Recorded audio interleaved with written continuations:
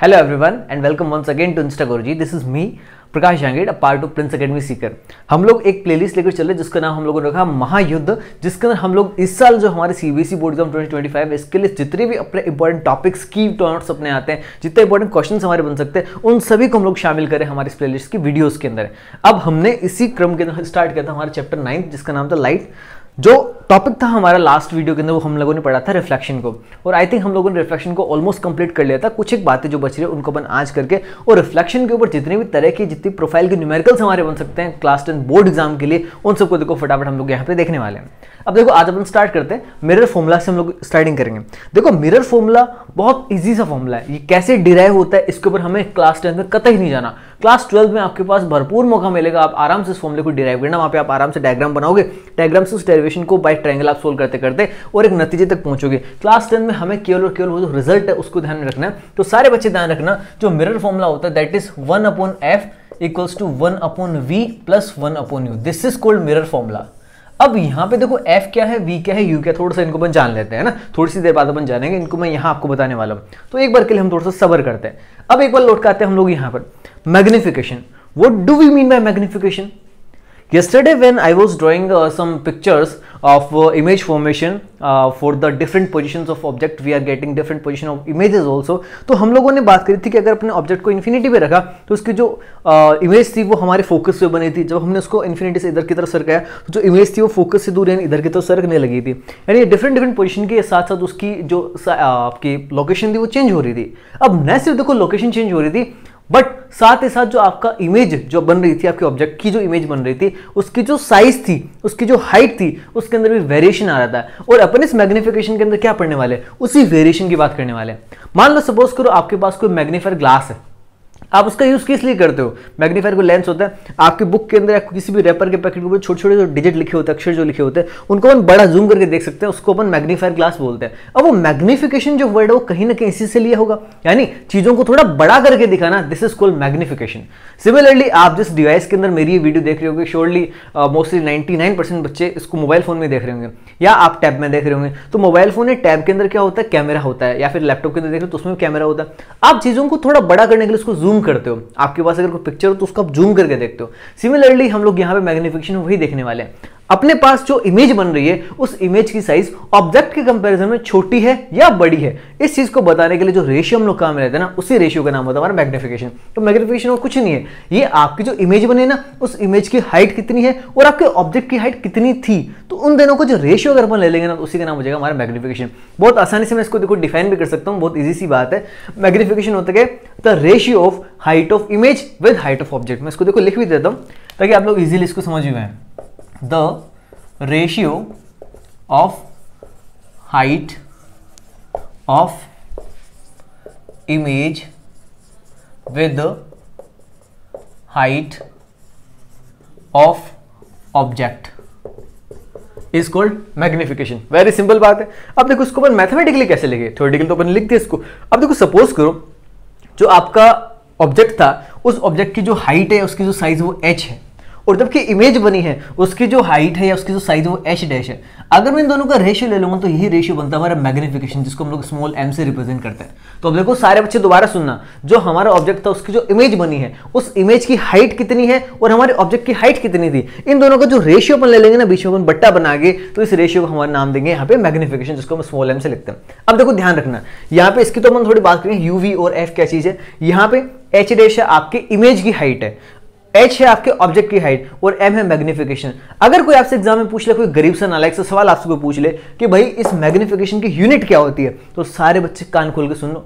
देखो यूनिट उन क्वांटिटीज की नहीं होती जहां पे सेम जो क्वांटिटीज होती है वो रेशियो के अंदर होती है। सिमिलरली देखो आप यहाँ पे h डैश है, एक तरह से हाइट है और हाइट की यूनिट होती है मीटर, नीचे भी क्या है हाइट है, हाइट की यूनिट भी मीटर होती है। तो मीटर से मीटर आपका कैंसिल आउट हो जाएगा। इनडायरेक्टली मैं इसको कह सकता हूँ या डायरेक्टली मैं इसको ये कह सकता हूँ कि जो मैग्निफिकेशन है उसकी कोई यूनिट नहीं होती, तो एक यूनिटलेस क्वांटिटी हमारे पास बन के आती है। और सुनना देखो सारे बच्चे यहाँ पे एफ वी और यू, चलो फटाफट से इनकी बात करते हैं। आपको नीचे एक टॉपिक दिख रहा हो छोटा सा, कार्टेशियन साइन कन्वेंशन, इसको थोड़ा हम लोग समझने की कोशिश करते हैं, इसके बेसिस पे हम लोग इनको भी देख लेंगे। आपके सामने देखो यहाँ पे मैंने कॉनकेव मिरर बना रखे और इस जगह पे यहाँ पे मेरे पास एक कॉन्वेक्स मिरर है। पहली बात तो देखो दिमाग में अपन को ये बैठानी है कि इस कार्टेशियन साइन सिस्टम से, कार्टेशियन साइन कन्वेंशन वाले मेथड से हम लोग डिस्टेंसेस को मेजर करने वाले हैं। अब वो डिस्टेंसेस किस किस चीज की होगी? पहली बात डिस्टेंस ऑफ ऑब्जेक्ट, दूसरी बात डिस्टेंस ऑफ इमेज, तीसरी बात distance from pole to focus, fourth distance from focus to या distance from pole to centre of curvature. अपन ये 4 डिस्टेंसेस की यहाँ पे देखो बात करने वाले हैं। सारे बच्चे गौर से सुनना, आप भले किसी भी डिस्टेंस की बात कर लो, एक बात हमेशा दिमाग में रहनी चाहिए कि all distances must be measured from the pole. सारी की सारी जो डिस्टेंस होगी वो हमेशा पोल से ही मेजर करी जाएंगी। अब सुनना सारे बच्चे, अगर पोल से हम लोग डिस्टेंस मेजर कर रहे हैं तो किस चीज की कैसे डिस्टेंस मेजर करेंगे, उसके लिए प्लस और माइनस हम लोग कहां और कैसे यूज करेंगे उसको फटाफट पहले जानते हैं, उसके बाद हम लोग इसकी भी चर्चा करेंगे। कान खोल के सारे बच्चे सुनना, ये आपके देखो बीच में होते हैं प्रिंसिपल एक्सिस। अब इस प्रिंसिपल एक्सिस पे इस जगह पे है पोल। अगर आप इस प्रिंसिपल एक्सिस पर इस पोल की राइट साइड में चलते हो, आपके सीधे हाथ की तरफ चलते हो, तो all distances must be taken positive. Similarly आप अगर इससे लेफ्ट साइड आते हो तो all distances must be taken negative. अगर आप इस प्रिंसिपल एक्सिस के ऊपर जाते हो तो all distances must be taken positive, and अगर आप इस प्रिंसिपल एक्सिस से नीचे की तरफ जाते हो then all distances must be taken negative. अब कहीं ना कहीं एक बार आप इस चीज को गौर से देखो तो ये आपके मैथमेटिक्स से ग्राफ से मैच हो रहा है कि नहीं हो रहा? वहां पे भी कार्टेशियन प्लेन पढ़ते हैं, उसके अंदर भी देखो मैथ्स में हम लोगों ने सबने पढ़ा है ये बात कि अगर हमारे पास मैथ्स में कोई ग्राफ हो, कुछ इस तरह का ग्राफ होता है हमारा, इस तरफ अपन हमेशा प्लस एक्स को लेते हैं, इस साइड हमेशा अपन माइनस एक्स को लेते हैं, ऊपर प्लस वाई होता है, नीचे हमारा माइनस वाई होता है। तो सेम टू सेम जो बात है वो अपन उससे यहाँ पे लागू करने की कोशिश करवा रहे हैं। यहाँ पे जो सेंटर पॉइंट तो वही ओरिजिन होता है। अब इसी ओरिजिन का जो जगह है वो अपन ने ली है किसने? इस पोल ने। अब देखो जैसे इस ओरिजिन से राइट साइड में चलने पे x आपका प्लस का आ रहा है, लेफ्ट साइड चलने पे x आपका माइनस का आ रहा है, अप साइड चलने पे ये प्लस का आ रहा है और डाउन साइड चलने पे y आपका माइनस का आ रहा है। सिमिलरली चीजें देखो यहाँ पे हो रही है, और ये केस सेम बात है इसके लिए भी लागू होती है। अगर आपको कॉन्वेक्स मिरर है तो भी सेम टू सेम बात है। अगर आप राइट साइड चले तो side distances positive, left side है तो side distances negative, up side गए तो साइड डिस्टेंस पॉजिटिव और डाउन साइड है तो साइड डिस्टेंस नेगेटिव। पहली बात तो हमारी ये क्लियर होनी चाहिए कि साइन कैसे लेना है। कार्टेशियन साइन कन्वेंशन आपको साइन के बारे में ही बताता है कि किस तरह से साइन हम लोग चूज करने वाले हैं। अब देखो सुनना सारे बच्चे, एफ वी और यू की फटाफट से चर्चा करते होते क्या। सपोज करो ये हमारे पास एक कॉन्केव मिरर है और इसके आगे हमने किसी एक ऑब्जेक्ट को प्लेस किया हुआ है। मैं एक बार इनको हटा रहा हूँ, इसको मैं थोड़ा ऊपर लिख दूंगा, यहाँ पे ये डिस्टेंस है जो पॉजिटिव। सपोज करो हमारे पास कोई एक ऑब्जेक्ट है जिसको मैंने रखा है इस जगह पे। ये हमारे पास कोई ऑब्जेक्ट है, इसको नाम दे रहा हूँ ए बी। अब ये इसके साथ मैच नहीं, इसलिए इसको मैं एक बार रेड से ही लिख देता हूँ वापस से, ये लो। अब देखो ये हमारे पास ए बी एक ऑब्जेक्ट है।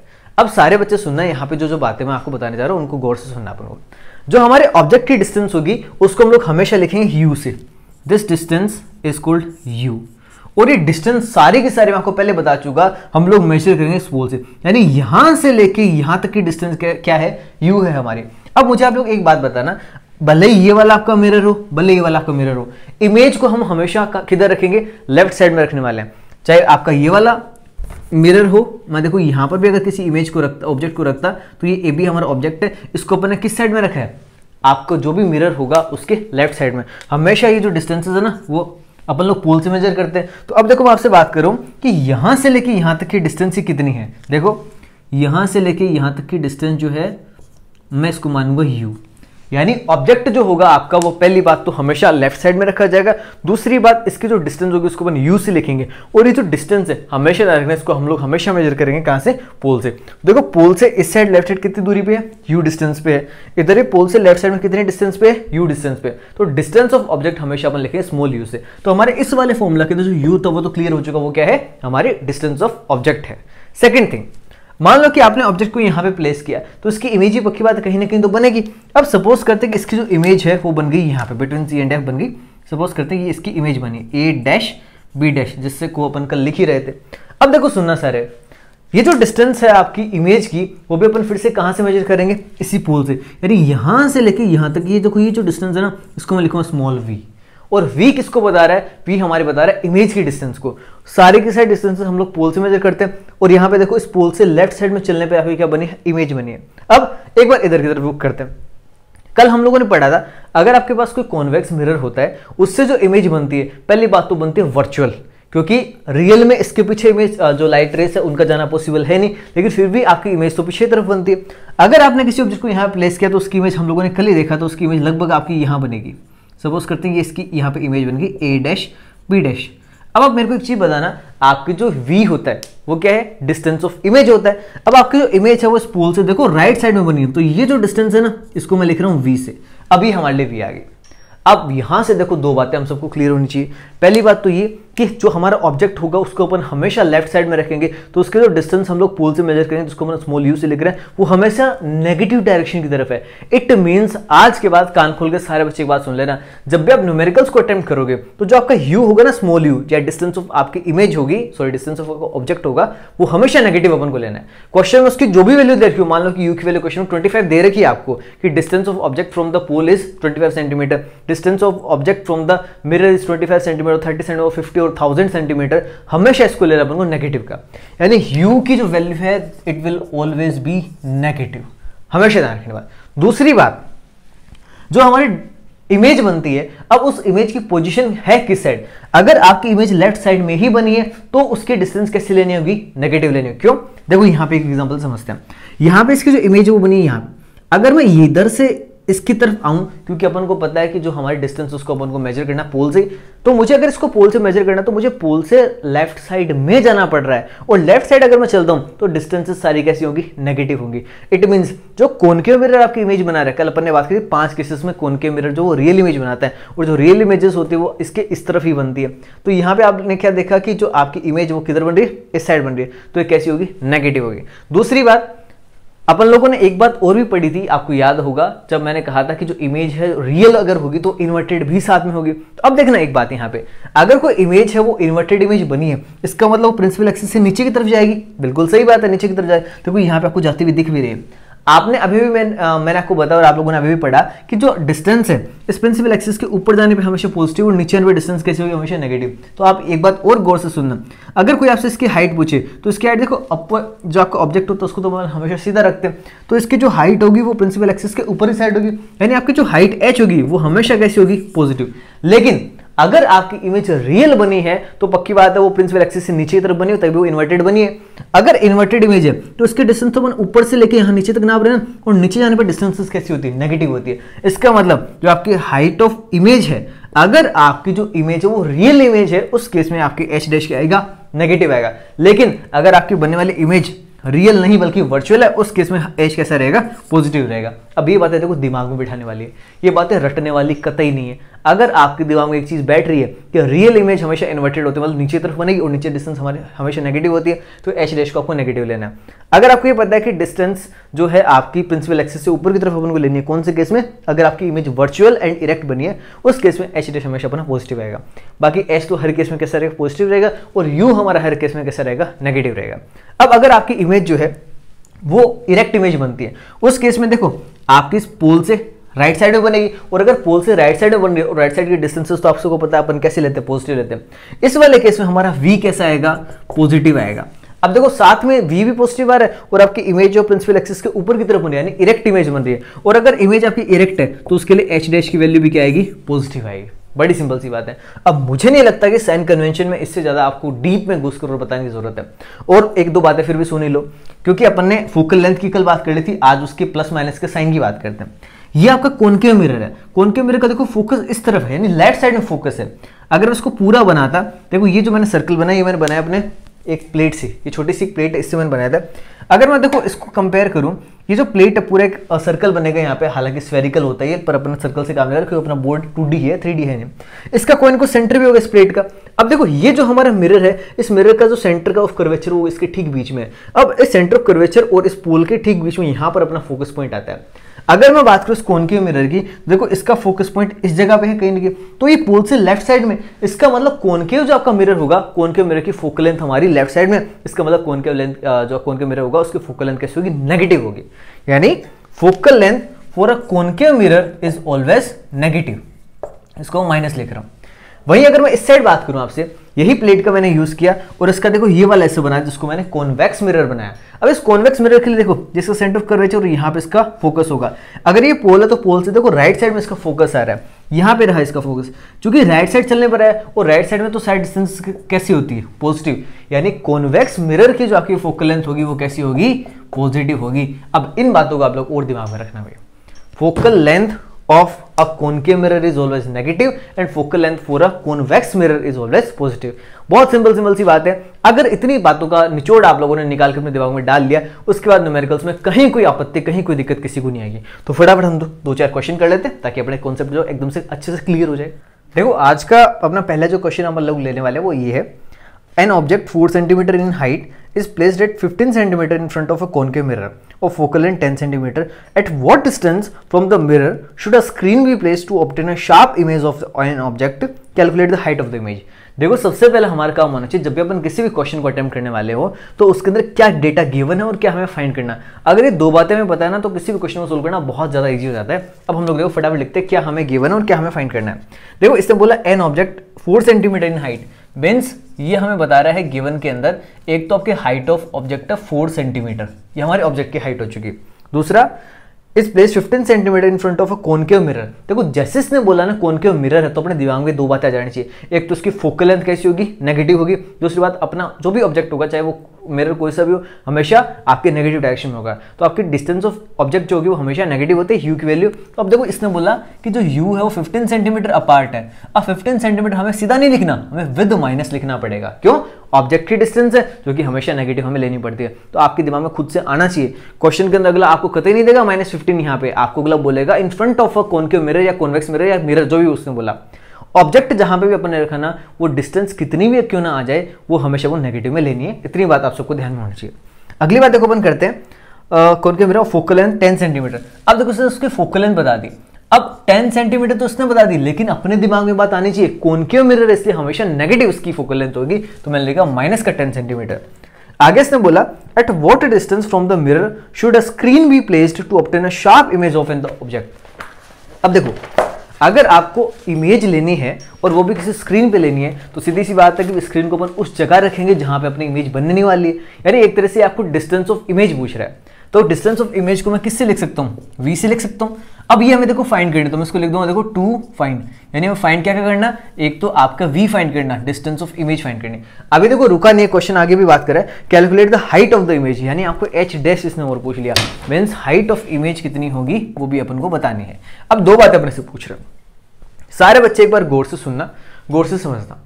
सबसे पहला अपना काम यही होना चाहिए कि क्या हमें गिवन और क्या हमें फाइंड करना है। अगर इतनी बातें हमारे सामने होगी तो हमारी चीजें दिमाग एकदम से क्लियर होगी कौन सा फॉर्मूला में लगाना और किस तरह से क्वेश्चन को अटेम्प्ट करना है। देखो आपको h यानी आपको हाइट ऑफ ऑब्जेक्ट दे दिया, आपको डिस्टेंस ऑफ ऑब्जेक्ट दे दिया, डिस्टेंस ऑफ आपके फोकस पॉइंट दे दिया, यानी फोकल लेंथ आपको बता दी। एक तो आपको देखो फाइंड करना है v की वैल्यू को। अब जब इसने बोला कि कोई ऑब्जेक्ट है उसकी इमेज को अपन को स्क्रीन पे बनाना है, स्क्रीन पे हमेशा ध्यान रखना वही इमेज बन पाएगी जो रियल होगी, और अगर इमेज रियल है इसका मतलब v की वैल्यू हमारी हमेशा नेगेटिव आनी चाहिए। ध्यान रखना अगर इमेज रियल है तो उसका जो मैग्निफिकेशन है वो हमेशा नेगेटिव आएगा। क्यों? h डैश भी कैसा आएगा? नेगेटिव आएगा। बातें क्लियर होनी चाहिए सबको। अच्छा मैग्निफिकेशन का जो फॉर्मूला होता है मैंने आपको बताया था, उसके अंदर एक चीज और लिख लेना, मैं तो अभी जस्ट ध्यान में आया, अपन ने थोड़ी देर पहले यहाँ पे फॉर्मूला लिखा था magnification m equals to h dash upon h, उसके अंदर आप ये भी लिख लेना v अपॉन u, आगे माइनस लगा के। मैग्निफिकेशन फॉर्मूला अपन माइनस v अपॉन u ना ये वाला फॉर्मूला यूज करते हैं, माइनस यहाँ पे जरूर लगाना है। अगर अपन लेंस की बात करते हैं तो लेंस वाले केस में यहाँ पे प्लस आ जाता है, और जो अपना मिरर फॉर्मूला था ना 1 upon f equals to 1 upon v plus 1 upon u, वहाँ पे अपना माइनस आता है। ठीक है, अभी देखो फटाफट अपन बात करते हैं आगे। तो अब ये डेटा अपन के पास गिवन है और ये दो चीजें हमें फाइंड करनी है। तो पहली बात तो देखो अपने को याद है, दो ही फॉर्मूला अपने पढ़े, या तो अपने पढ़ा मिरर फॉर्मूला या अपने पढ़ा मैग्निफिकेशन फॉर्मूला। अब मैग्निफिकेशन तो अभी अपन से पूछा नहीं, पहले तो उसने v पूछा, और v हमारा किस में आएगा? हमारे मिरर फॉर्मूला में आ जाता है। तो हम लोग जानते हैं एज वी नो, इसको हमेशा ऐसे ही अपन को अटेम्प्ट करना है, as we know that 1 upon f that is equals to 1 upon v plus 1 upon u, ये हम सभी जानते हैं। अब इसके अंदर जो वैल्यूज या जो डेटा हमें गिवन है उसको पुट कर देते हैं, जो हमें फाइंड करना ऑटोमेटिकली आना है। देखो 1 अपॉन f की वैल्यू हमारी है -10, देखो विद साइन में यहाँ पे पुट कर रहा हूँ, इक्वल्स टू 1 अपॉन v पता नहीं हमें फाइंड करना है, प्लस 1 अपॉन u। देखो u की वैल्यू अपन को देखिए -15। अब एक बात सारे बच्चे सुनना, इस -15 से ये प्लस मल्टीप्लाई होगा और खुद माइनस बन जाएगा, तो अपन ने इसको सीधा क्या लिख दिया? माइनस लिख दिया। अब सुनना 1 अपॉन वी अपनी जगह देखो बेचारा पड़ा है, अपन ने क्या किया, इधर पहले से 1 अपॉन 10 था, माइनस का तो मैंने आगे लगा दिया माइनस। अब माइनस का 1 अपॉन 15 अगर इधर जाएगा तो प्लस का बन जाएगा ना, सीधी सी बात है। तो ये बन गया 1 अपॉन 15 प्लस का हो चुका, इस माइनस को मैंने यहाँ पे लगा दिया। अब खाली अपन उसको सोल्व करना, देखो फटाफट सोल्व करते हैं।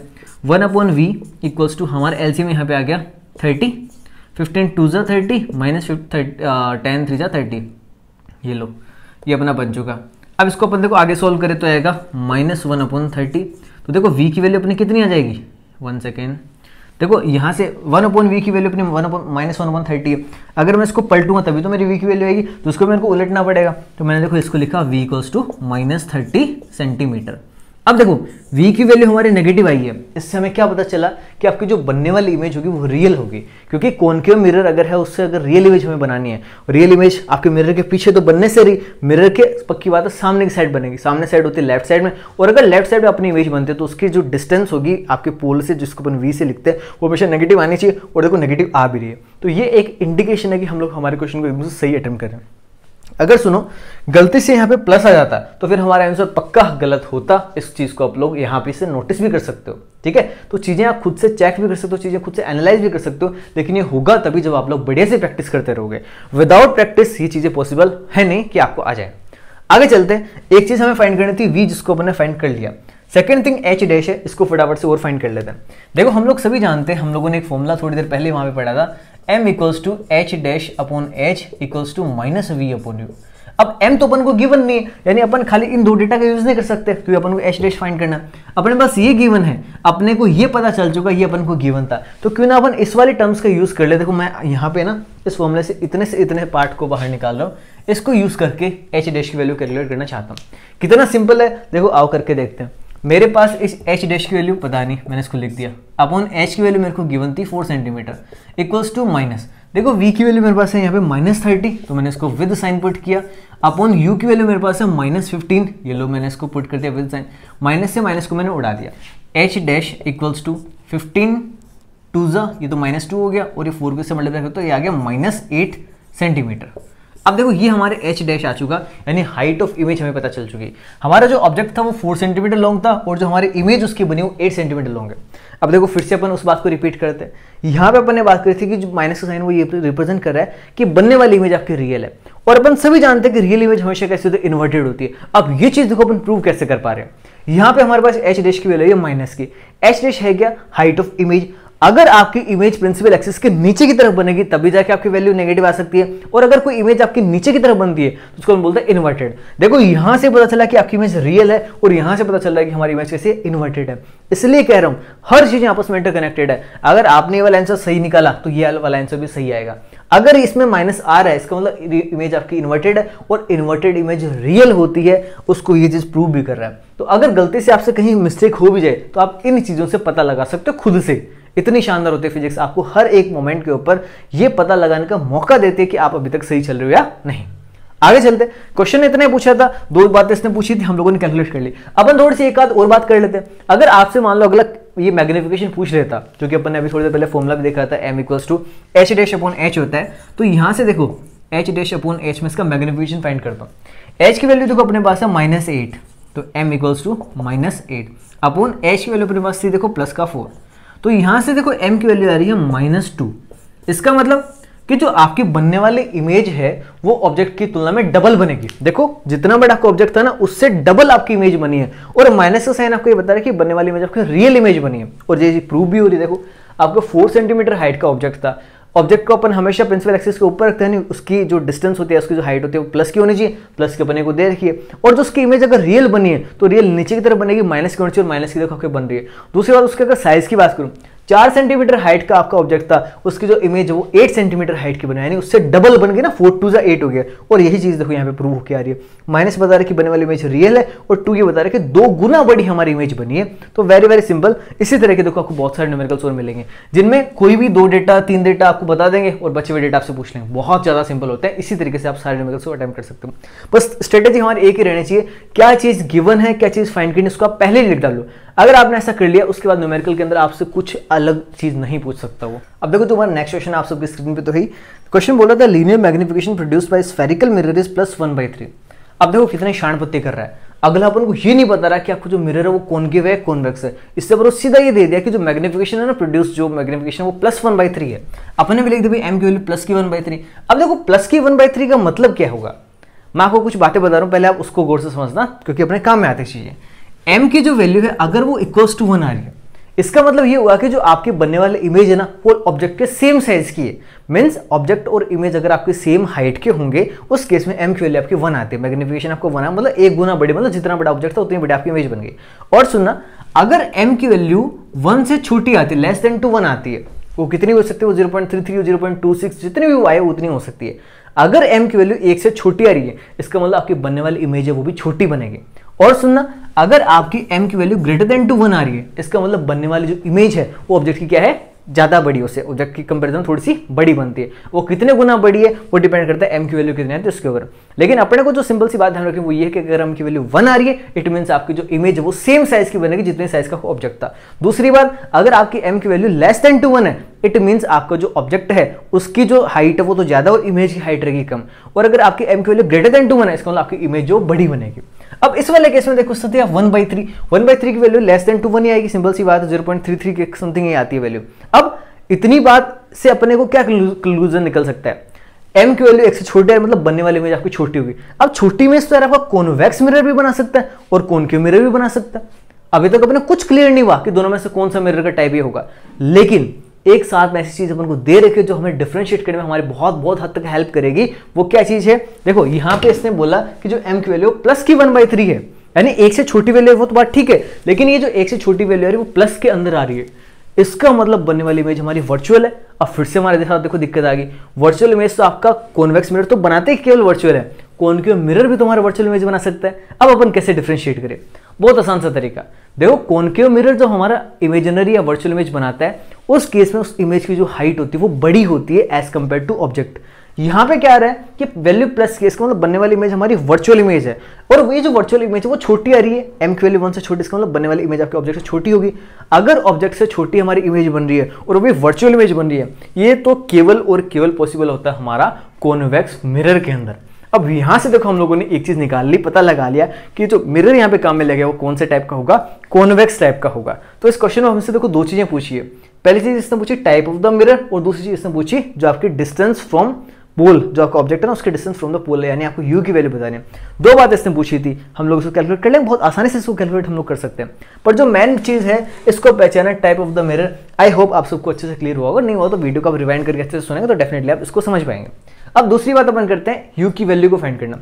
कैसे फाइंड करें, देखो बहुत सिंपल सी बात है, अपने पास यहाँ पे एक रेशियो दे रखा है 1/3 और प्लस का रेशियो है, इसका मतलब बनने वाली इमेज आपकी वर्चुअल है। इस 1/3 से देखो हम लोग कैसे कंक्लूड कर सकते हैं। अपन ने एक चीज पढ़ रखी थी कि जो u होगा यानी डिस्टेंस ऑफ हमारी ऑब्जेक्ट होगी, कॉन्वेक्स मिरर के केस में हमारे पास दो ही केस बने थे, या तो आपने ऑब्जेक्ट को रखा था इन्फिनिटी पे जिससे उसकी इमेज बन रही थी फोकस से बहुत ही छोटी सी बन रही थी, मतलब एकदम पॉइंट साइज की बन रही थी। तो अगर पॉइंट साइज की बनती तो हमारे पास ये जो m की वैल्यू ना ये लगभग 0 के ऑलमोस्ट 0 के इक्वल आती है, 0 के अराउंड होती है, 0 पॉइंट बहुत छोटी सी आती, लेकिन यहाँ पे इतनी छोटी तो वैल्यू नहीं आ रही।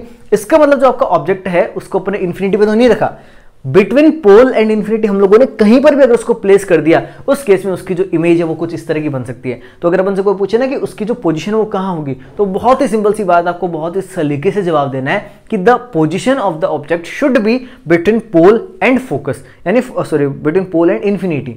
इन्फिनिटी से आपके पोल की तरफ आप बोल सकते हो, या फिर आप बियॉन्ड पोल बोल सकते हो, पोल से साइड में होगी, इन्फिनिटी की तरफ होगी, इसके बीच में आपने कहीं ना कहीं ऑब्जेक्ट को प्लेस किया होगा तब जाके उसकी इमेज ऐसी बनी होगी। दूसरी बात इससे पूछी थी वो भी बता दें। अच्छा, इसके अंदर एक बात इसने और पूछी है और वो बात ये है इसने अपन से ये पूछ लिया कि जो इस पूरी जो इंसिडेंट हो रहा है इसका रे डायग्राम और बना दो। बहुत आसानी से देखो आप लोग रे डायग्राम बना सकते हो, आपको देखो बना के दिखाता हूँ। सबसे पहले तो अपन को पता चल गया कि अपना मिरर कौन सा है, कॉन्वेक्स टाइप का मिरर। तो मैंने देखो सबसे पहले तो हमारा कॉन्वेक्स मिरर बना लिया। इसके बाद इसकी प्रिंसिपल एक्सिस, ये रही हमारी प्रिंसिपल एक्सिस, जिसके ऊपर हमारा देखो यहाँ पे हो गया फोकस, यहाँ पे हमारा सेंटर ऑफ कर्वेचर और ये हमारा हो गया पोल। अब हमने क्या किया था, एक ऑब्जेक्ट लिया था और उस ऑब्जेक्ट को हम लोगों ने प्लेस किया है anywhere between pole and infinity. तो मान लो कि मैंने ऑब्जेक्ट को यहाँ पे प्लेस कर दिया, तो ये देखो मेरा ऑब्जेक्ट हो गया ए बी से मैंने अपने ऑब्जेक्ट को रिप्रेजेंट किया। उसके बाद देखो अपन इससे इमेज बनाते हैं, बहुत सिंपल सी बात है। सबसे पहला अपन ने क्या किया, एक लाइट रे को parallel to the principal axis incident करवाया, जो कि आफ्टर रिफ्लेक्शन कुछ इस तरह से जाती है। अब अगर मैं इसको पीछे की तरफ इंक्रीज करूँ तो फोकस जाती हुई मेरे को लगेगी, it seems like it is diverging from the focus. दूसरी बात, अपन ने रूल पढ़ा था, अगर मैं लाइट रे को पोल पे इंसिडेंट करवाता हूँ तो जितना एंगल बना के ना ठीक उतना एंगल बना के वापस भी चली जाएगी, कुछ इस तरह से लाइट रे रिफ्लेक्ट हो जाएगी।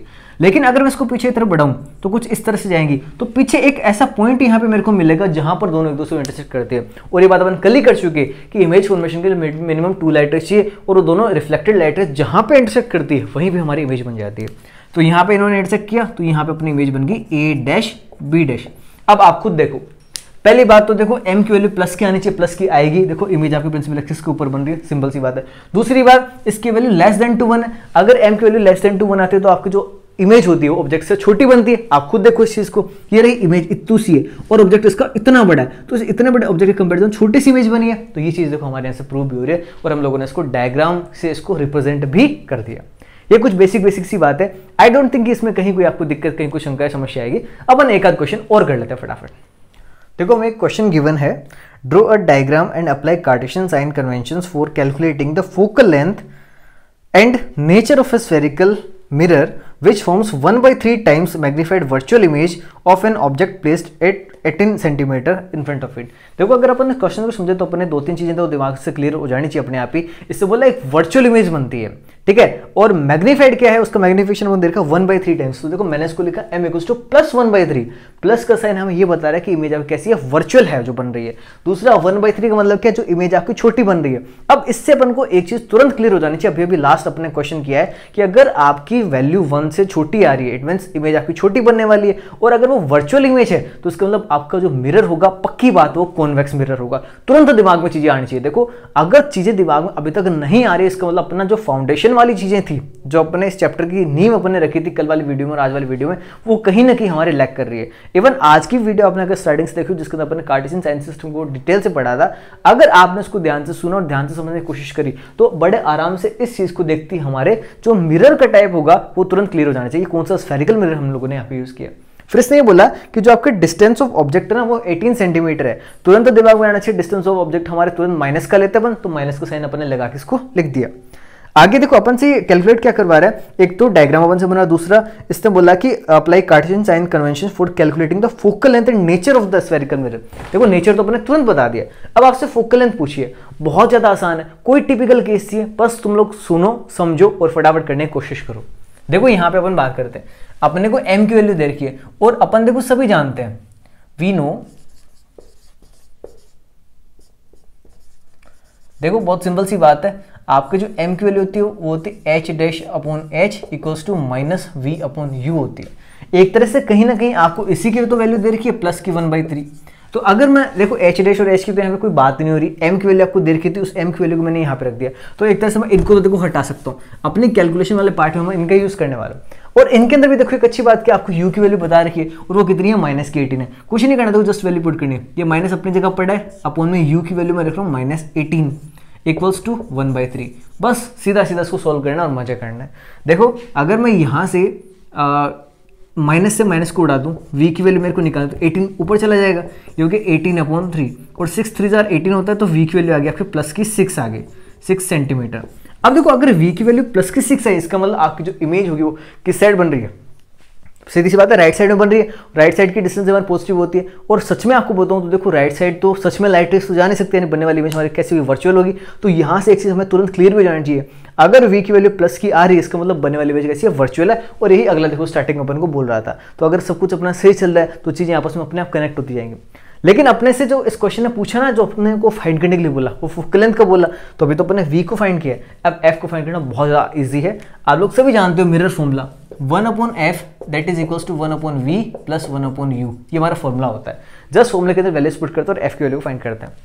1/f = 1/v, v की वैल्यू अपने प्लस की 6 है जस्ट अभी, प्लस 1/u, u की वैल्यू हमारे पास -18 है। देखो अगर मैं इस माइनस को इससे प्लस से मल्टीप्लाई करूँ तो ये माइनस बन जाएगा, तो मैं इसको लिख रहा हूँ -1/f = अपना एलसीएम आ गया 18।